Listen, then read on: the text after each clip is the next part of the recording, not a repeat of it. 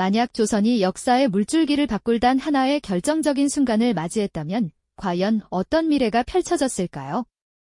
새로운 세상을 꿈꾸던 한 왕세자의 짧은 생애와 의문스러운 죽음은 단순한 개인의 비극이었을까요? 아니면 변화를 거부했던 조선의 숙명적인 선택이었을까요? 오늘 우리는 한 국가의 운명을 송두리째 바꿀 수도 있었던, 그러나 결국 잃어버린 기회에 대한 이야기를 깊이 있게 탐구해 보려고 합니다. 이역만리 타국의 인질로 끌려갔던 한 왕세자가 적대국에서 놀라운 혁신의 물결을 직접 목격하고 돌아왔을 때 그를 맞이한 것은 따뜻한 환영이 아닌 차가운 불신과 어둠 속 의문의 죽음이었습니다. 과연 그의 갑작스러운 죽음은 우연이었을까요? 조선에 나아갈 길을 완전히 바꿀 수도 있었던 그 결정적인 순간, 우리가 놓쳐버린 잃어버린 기회에 숨겨진 진실을 파헤치며 한나라의 운명을 좌우했던 두 인물의 깊은 갈등 속으로 여러분을 초대합니다. 이는 단순한 궁중 암투극이 아니라 한 국가가 시대의 변화 앞에서 어떤 선택을 했고 그 선택이 후대에 어떤 그림자를 드리웠는지를 보여주는 뼈아픈 기록이 될 것입니다. 이야기의 시작은 17세기, 동아시아의 국제 정세가 격동하던 시기로 거슬러 올라갑니다.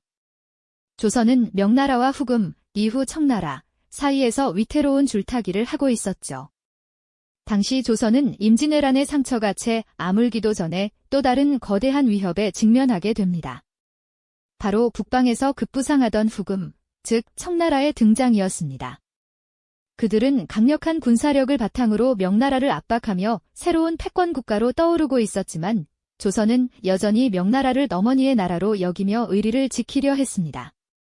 이러한 시대적 배경 속에서 조선은 피할 수 없는 비극적인 선택의 기로에 서게 되었죠. 1636년 청나라는 조선의 군신 관계를 요구하며 대규모 침략을 감행합니다. 바로 병자호란입니다. 타죽지세로 밀려오는 청나라 군대 앞에서 조선은 속수무책이었고 인조 임금은 남한산성으로 피신하여 처절한 항전을 이어갔습니다. 하지만 추위와 굶주림 속에서 버티는 것은 한계에 다다랐고 결국 인조는 삼전도에서 청태종에게 무릎을 꿇는 치욕적인 굴욕을 감수해야 했습니다. 이 순간은 조선 역사상 가장 뼈아픈 기억 중 하나로 기록되어 있죠. 임금의 무릎은 땅에 닿았고 백성들의 자존심은 산산조각 났습니다. 이 굴욕적인 항복의 대가로 조선은 청나라의 요구를 받아들여 인조의 두 아들, 즉 소현세자와 복림대군을 비롯해 수많은 신하와 백성을 인질로 청나라에 보내야 했습니다. 이들은 머나먼 청나라 심양으로 끌려가 이국 땅에서 고된 인질 생활을 시작하게 되죠. 특히 소현세자는 조선의 미래를 짊어져야 할 왕세자로서 적국의 수도에서 견뎌야 했던 인고의 시간은 참으로 견디기 힘든 고통이었을 겁니다. 하지만 역사는 때때로 가장 절망적인 순간에 새로운 기회를 품어내기도 합니다. 이 혹독한 인질 생활은 소현세자에게 뜻밖의 새로운 눈을 뜨게 하는 계기가 됩니다. 그는 청나라에서 서양의 문물과 과학기술, 그리고 국제정세의 변화를 직접 경험하게 됩니다. 당시 청나라는 서구 문명을 적극적으로 수용하며 빠르게 발전하고 있었고 소현세자는 이러한 역동적인 변화의 현장을 목격하며 깊은 충격과 동시에 큰 깨달음을 얻게 되죠. 그는 서양 선교사 아담 샤를 만나 교류하며 천문학, 지리학, 화포 제작 기술 등 조선에서는 접하기 어려웠던 선진 문물에 눈을 뜨게 됩니다. 단순한 인질이 아닌 새로운 지식과 비전을 갈망하는 구도자처럼 말이죠. 조선이 쇄국 정책 속에서 고립되어 가던 때 그는 이미 세계의 변화를 읽어내고 있었던 겁니다. 청나라에서 보낸 8년의 시간 동안 소현세자는 단순히 살아남는 것을 넘어 조선의 미래를 위한 혁신적인 비전을 품게 됩니다. 그는 청나라의 강대함이 어디에서 오는지, 그리고 조선이 나아가야 할 길이 무엇인지를 끊임없이 고민했을 겁니다. 그가 꿈꾼 조선은 더 이상 명나라와의 의리만을 고집하며 국제정세에서 고립되는 나라가 아니었을 겁니다. 서양의 과학기술과 문물을 적극적으로 받아들여 부국강병을 이루고 백성의 삶을 윤택하게 만들 새로운 조선의 모습이었겠죠. 하지만 이러한 그의 혁신적인 생각과 경험은 보수적인 조선의 현실, 그리고 아버지 인조의 마음과는 큰 간극을 가지고 있었습니다. 과연 그의 비전은 조선 땅에서 꽃을 피울 수 있었을까요? 소현세자가 청나라에서 보낸 8년의 시간은 그에게 단순히 인고의 세월만은 아니었을 겁니다. 그는 굴욕의 땅에서 오히려 새로운 세상을 보고 조선의 미래를 위한 혁신적인 꿈을 키워나갔죠. 명나라와의 의리를 앞세워 고립을 택했던 조선과는 달리 그는 이미 서양의 과학과 문물이 가져올 변화의 파도를 온몸으로 느끼고 있었습니다. 그리고 마침내 1645년 기나긴 타향살이를 마치고 소현세자는 꿈에 그리던 조선 땅으로 발걸음을 옮기게 됩니다. 하지만 그의 귀환은 단순히 한 왕자의 고향 복귀가 아니었습니다. 험난한 여정 끝에 개선하는 그의 행렬은 서양의 서적들, 신기한 지도, 그리고 당시 조선에서는 상상하기 어려웠던 정교한 시계와 천문기구 같은 이국적인 문물들로 가득했죠. 그는 단순한 인질이 아니라 서구 문명의 씨앗을 품고 돌아온 개혁의 전령사 같았습니다. 백성들은 오랜만에 돌아온 세자를 보며 희망을 품었을지 모릅니다. 하지만 정작 그의 아버지, 인조의 시선은 그리 따뜻하지만은 않았습니다. 궁궐로 돌아온 소현세자는 아버지 인조 앞에 섰을 겁니다. 그는 아마도 청나라에서 보고 배운 새로운 세상의 이야기를 열정적으로 풀어놓았을 테죠. 아바마마, 청나라는 서양의 문물을 적극적으로 받아들여 국력을 키우고 있습니다. 우리 조선도 더 이상 낡은 사고에 갇혀 있을 때가 아닙니다. 서양의 과학기술을 받아들여 부국강병을 이루고 백성의 삶을 풍요롭게 해야 합니다. 으라며 자신이 가져온 지구본이나 신기한 기계들을 보여주며 설명했을지도 모릅니다. 그의 눈빛에서는 뜨거운 열정과 확신이 엿보였을 겁니다. 하지만 인조의 반응은 아들의 기대와는 사뭇 달랐습니다. 인조의 눈에는 아들이 가져온 서양 문물들이 그저 오랑캐에, 그것도 자신에게 굴욕을 안긴 청나라의 물건으로 비쳤을 뿐입니다. 아들의 진취적인 이야기는 오히려 자신을 무시하고 명나라에 대한 의리를 저버린 불경한 주장으로 들렸을지도 모릅니다. 그는 차갑고 불편한 표정으로 아들의 이야기를 들었을 겁니다. 때로는 퉁명스러운 질문을 던지거나 아예 시큰둥한 반응을 보이며 세자의 열정에 찬물을 끼얹었을지도 모르죠. 이러한 부자간의 어색하고도 냉랭한 분위기는 곧 궁궐 전체에 퍼져나갔습니다. 조정 대신들 사이에서는 소현세자의 변화된 모습에 대한 엇갈린 평가가 오갔습니다. 어떤 이들은 세자의 개혁 의지에 기대를 걸었지만 또 다른 이들은 그가 오랑캐의 풍습에 물들었다며 비난의 목소리를 높였을 겁니다. 세자 저하께서 청나라의 문물을 너무 맹신하시는 듯합니다.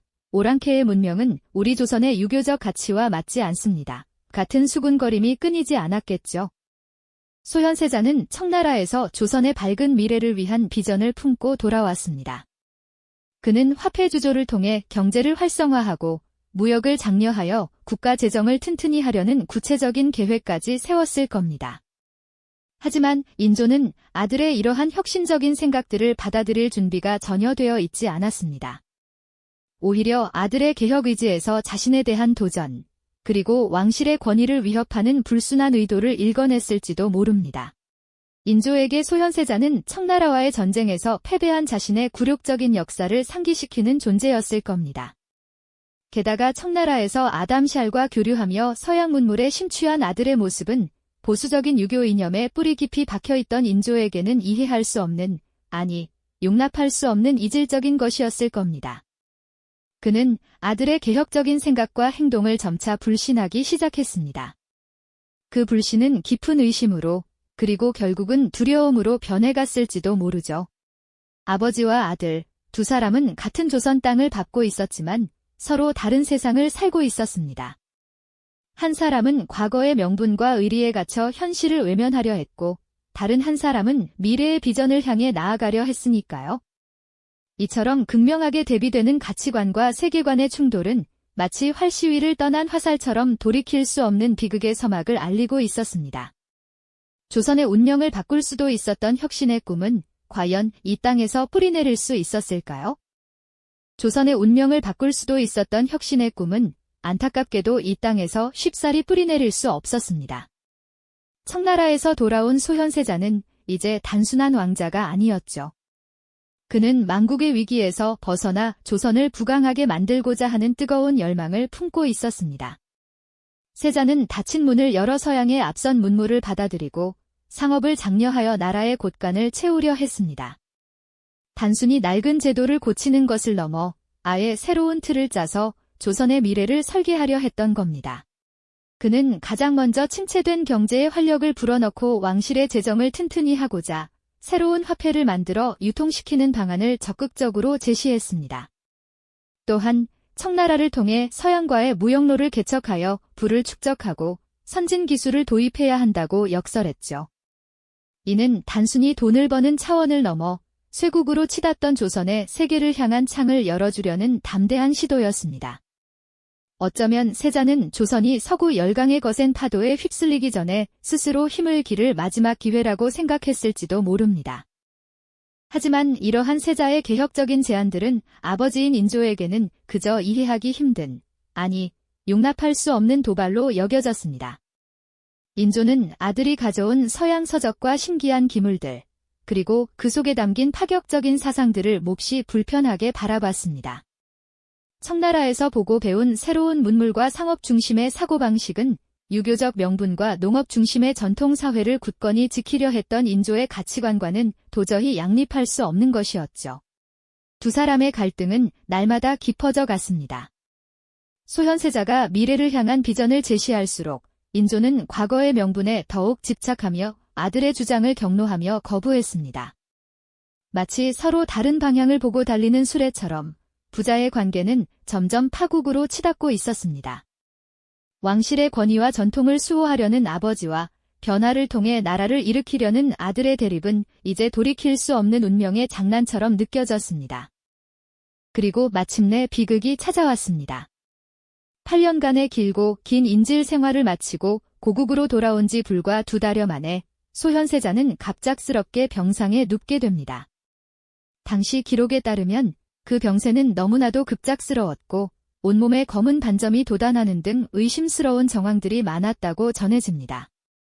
멀리 청나라에서 온 귀한 손님이자 조선의 미래였던 왕자가 그렇게 허망하게 눈을 감았던 것이죠.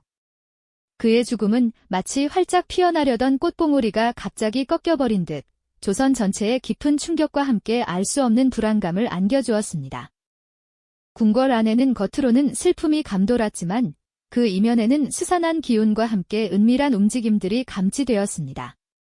세자의 죽음은 단순한 개인의 불운이 아니었습니다. 이는 조선의 미래를 송두리째 뒤흔드는 거대한 파문이 시작이었죠.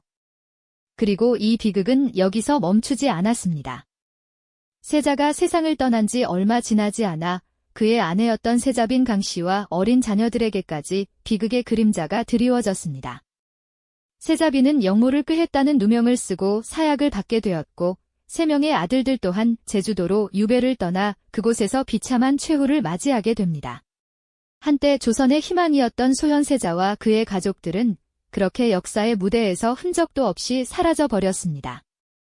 혁신의 꿈은 피어나기도 전에 잔인하게 짓밟혔고 그 자리에 남은 것은 깊은 절망감과 함께 풀리지 않는 의문뿐이었습니다. 과연 그의 죽음은 병사였을까요? 아니면 다른 무엇인가에 의해 의도된 비극이었을까요? 어쩌면 조선은 이 순간 변화의 기회를 스스로 외면하고 쇠락의 길로 접어들게 된 것은 아닐까요? 소현세자와 그 가족이 역사의 무대에서 사라진 순간은 단순한 왕실의 비극을 넘어선 거대한 의미를 지녔습니다. 이는 조선이 스스로에게 찾아온 혁신과 발전의 기회를 매몰차게 내던져 버린 것과 다름없었죠. 병자호란 치욕 속 새 세상을 경험하고 돌아온 왕자의 원대한 꿈은 아버지의 불신과 보수 신하들의 반발이라는 거대한 장벽에 부딪혀 산산이 부서지고 말았습니다. 그의 갑작스러운 죽음과 이어진 세자빈 강씨, 어린 아들들의 비참한 최후가 과연 우연한 불행이었을까요? 많은 역사가들은 이 사건들이 단순한 병사가 아닌 권력을 둘러싼 대립과 변화를 거부한 인조의 뼈아픈 선택이 빚어낸 비극이었다고 추측합니다. 만약 소현세자가 살아남아 청나라에서 배운 선진 사상과 서양 문물들을 조선 땅에 성공적으로 뿌리내렸더라면 우리의 역사는 지금과 전혀 다른 빛깔로 채색되었을지도 모릅니다.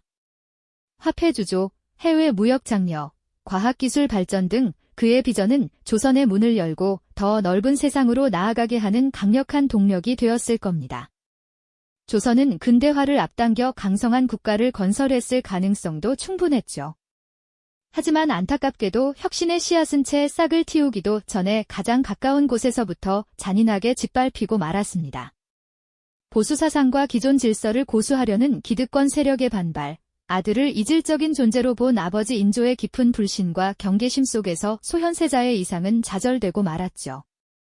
이 비극적 선택은 한 왕자의 생명뿐 아니라 조선이 변화의 물결에 합류할 절호의 기회를 포기한 것과 같았습니다. 변화를 두려워하고 익숙한 것만을 고집한 대가는 혹독했죠.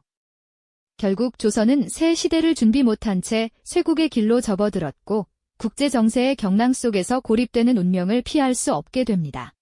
소현세자와 인조의 비극은 단순히 먼 옛날 왕실의 기록이 아닙니다. 이들의 이야기는 시대를 초월해 오늘날 우리에게 중요한 교훈을 던져주죠. 변화와 혁신을 두려워하고 과거에 익숙한 방식만을 고집할 때 우리가 얼마나 큰 기회를 놓칠 수 있는지, 그리고 그 대가가 한 개인을 넘어 한 국가의 운명에 얼마나 지대한 영향을 미칠 수 있는지를 묵직하게 일깨워주는 것이죠. 과거의 선택이 오늘을 만들었듯 지금 내리는 작은 결정 하나하나가 미래를 결정한다는 사실을 잊지 말아야 합니다. 급변하는 세상 속에서 과거에만 매달린다면 결국 도태될 수밖에 없겠죠. 만약 그날 소현세자의 개혁 비전이 현실이 되어 조선이 닫힌 문을 열고 세상과 적극적으로 소통하며 새 문물을 받아들였다면 어땠을까요? 과연 우리의 역사는 지금과 전혀 다른 더욱 찬란하고 강성한 모습으로 펼쳐졌을까요? 이 질문은 여전히 우리의 가슴 속의 울림으로 남아 미래를 향한 현명한 선택을 촉구합니다. 이 영상이 도움이 되셨다면 좋아요와 구독 부탁드립니다. 여러분의 응원이 제게 큰 힘이 됩니다. 다음 영상에서도 더 유용한 정보를 공유하겠습니다. 감사합니다.